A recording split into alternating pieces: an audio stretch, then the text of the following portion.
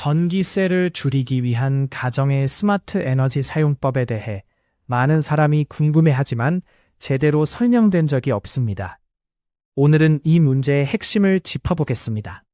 실제 생활 장면을 기준으로 왜 이런 일이 반복되는지 차근차근 살펴보겠습니다. 눈에 보이는 현상에만 집중하면 가정에서 전기세를 아끼기 어려움이라는 진짜 문제를 놓치게 됩니다. 겉으로는 작은 불편처럼 보이지만 같은 상황이 반복되면 비용과 스트레스가 커집니다. 반복되는 패턴에는 반드시 이유가 있습니다. 의지의 문제가 아니라 구조의 문제일 가능성이 높습니다.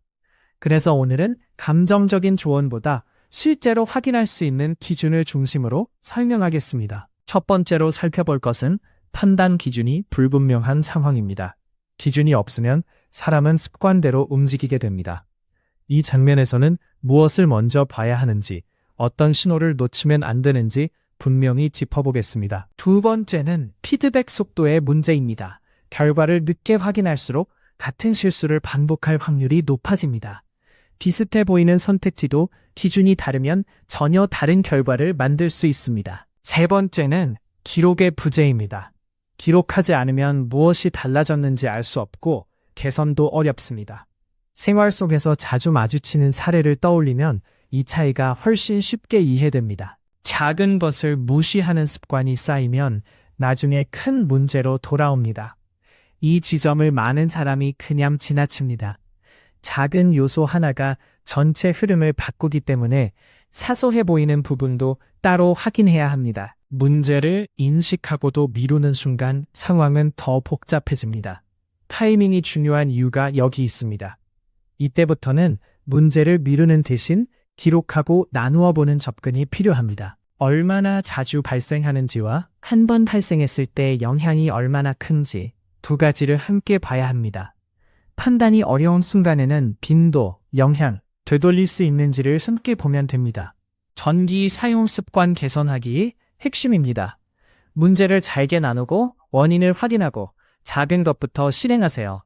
순서를 정하면 복잡한 문제도 오늘 할 수 있는 행동으로 바뀝니다. 실제로 효과가 있는 방식에는 공통점이 있습니다. 기록되고 비교되고 다음 행동으로 이어지는 것입니다.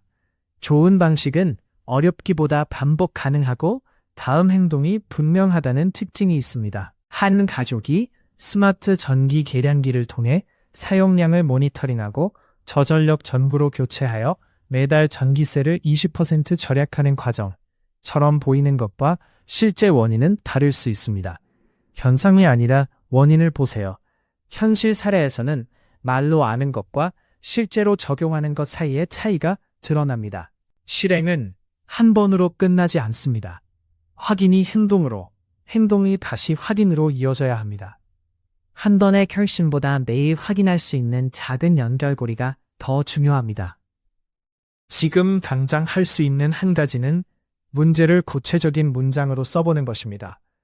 처음부터 완벽하게 하려 하지 말고 지금 보이는 한 가지부터 바꾸는 것이 좋습니다. 전부 바꾸려 하지 말고 영향이 가장 큰 행동 하나만 골라서 바꿔보세요. 작은 실험은 부담을 줄이고 결과를 확인하며 방식을 고칠 수 있게 합니다. 세 가지만 확인하세요. 원인이 구체적인가, 행동이 작은가, 결과를 확인할 시간이 있는가.